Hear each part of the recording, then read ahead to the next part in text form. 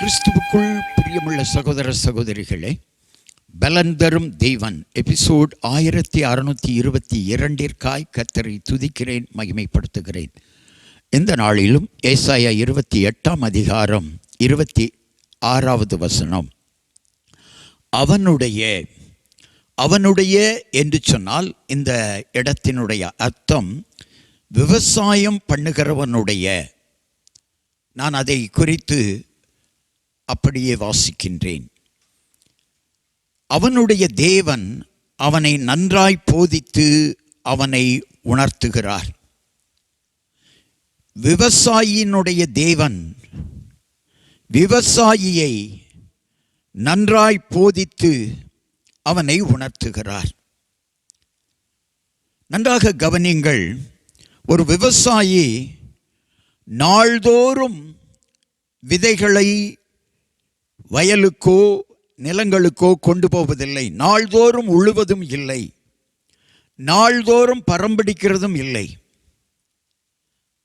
அவனுடைய தேவன், விவசாயினுடைய தேவன் அவனுக்கு என்ன வேண்டும் என்று அவனுக்கு ஞானத்தை கொடுத்திருக்கிறார். ஹல்லேலூயா, ஹல்லேலூயா. எதை விதைக்க வேண்டும் என்று சொல்லி அவனுக்கு ஞானம் கொடுக்கப்பட்டிருக்கிறது. இந்த செய்தியை கேட்டுக்கொண்டிருக்கிற சகோதரனே, சகோதரியே, ஹல்லேலூயா. நீங்கள் விதைப்பீர்களானால் அறுவடை செய்வீர்கள். ஆண்டவருடைய வார்த்தையை ஜனங்களுக்குள்ளே விதையுங்கள், ஆத்துமாக்களை அறுவடை செய்வீர்கள். ஊழியர்களுக்கான செய்தி இதுதான். தேவ வசனத்தை, வேத வசனத்தை கிராமங்கள் தோறும் விதையுங்கள். ஆத்துமாக்கள் உங்களை தேடி வரும். கண்களை மூடி ஜெபிக்கலாம்.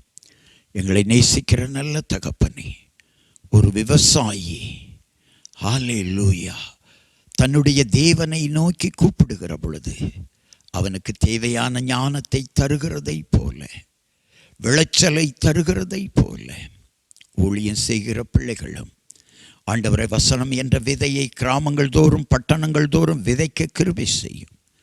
அதன் மூலம் ஆத்துமாக்களை அறுவடை செய்து ஆண்டவருக்கு நேராக திருப்ப உதவி செய்யும். விதையுங்கள், உங்கள் தேவன் உங்களுக்கு உதவி செய்வார். நீங்கள் விதைப்பீர்களானால் அறுவடையை தேவன் பார்த்து கொள்வார். வாழ்வாகட்டும், தொழிலாகட்டும், வேலையாகட்டும், ஊழியமாகட்டும், எல்லாவற்றிலும் நீங்கள் விதையுங்கள். தேவன் அறுவடையை அபரிமிதமாக ஆசீர்வதித்து தருவார். இயேசுவின் நாமத்தில் ஜெபிக்கிறேன் பிதாவே, ஆமென்.